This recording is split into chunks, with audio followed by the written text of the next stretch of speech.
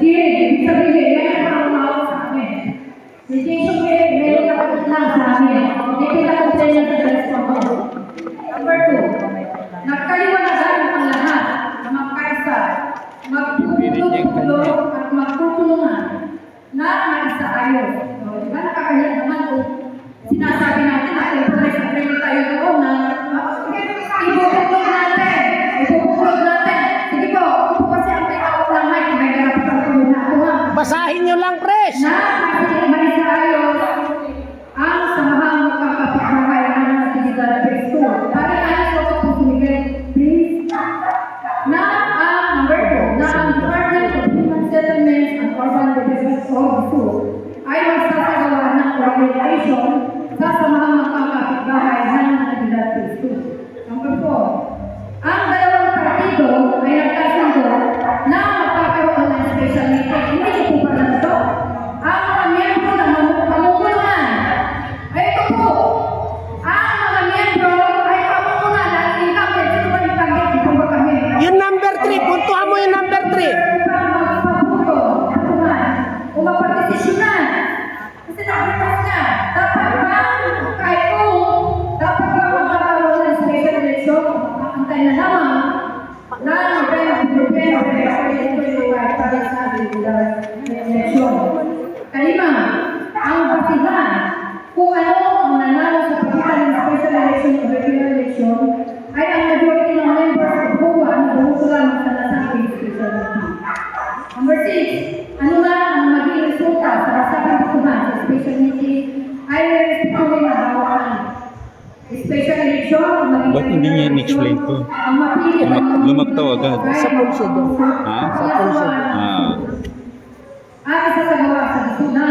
Pupunta po dito si disul. Napagkasunduan na ang Composition and Election Committee ay 5 sa miyembro, isang chairman, 2 miyembro sa disul, isang miyembro sa nagreklamo at isang miyembro sa nagreklamo. Kung sakaling special election ang mananaig sa botohan, special meeting, ito ay sasagawa sa itinakdang petsa. Hindi po, mamaya meron akong sasabihin na kasi may mga nabasa ka sa GC na mali-mali na naman po yung mga sinusulat ninyo. Wala, hintayin nyo na lang po ng ate. Mali-mali po kayo po kasi yun ang hindi maganda kasi. Ang nalagay dito, Basahin nyo ng buo. dito, itinakdang petsa. Hindi po talaga dito. Itinakdang petsa ng disu. Itinakdang petsa. Ang hindi sa sabi po yung sinasabi mo. Itinakdang petsa ng disu. At ang mga gastusin ay sasagutin ng mga nagre-reklamo. Kung sino man ang mananalo sa special election, sila ay magsisilbi opisyal sa expert term ng 2024. Paliwanag ko lang sandali ito. Mag-election kung sakali man, sabi natin tumabog ang special election. Papapuno tayo, hihintayin natin ang schedule issue. Yung orientation, hindi siya nakapunta hanggang ngayon, kaya nga ngayon nag-special meeting na tayo. Tapos, special meeting na naman, kung wala ng special meeting, puputo tayo. Pag naputo, sige sabihin nyo na, mananalo sa party nyo. Puputo po ulit tayo. November 30, gusto nyo ng beses na bumuto sa isang taon?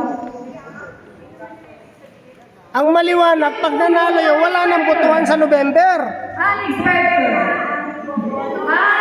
Kung nanalo po kayo, kasi ang annual meeting po natin, para maintindihan po natin, annual meeting natin is every November 30. Yan ang annual meeting natin, every November 30. So kung bumuto kayo, ano na ngayon? June, May, June, July.